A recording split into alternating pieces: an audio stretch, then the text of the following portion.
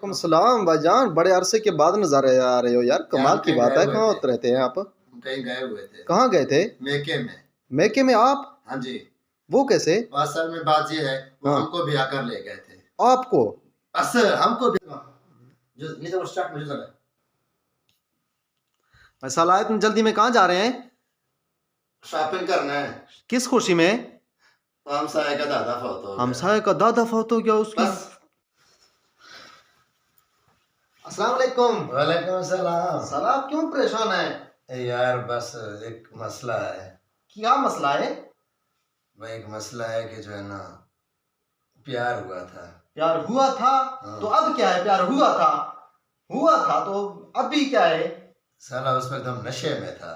अब किस चीज में है?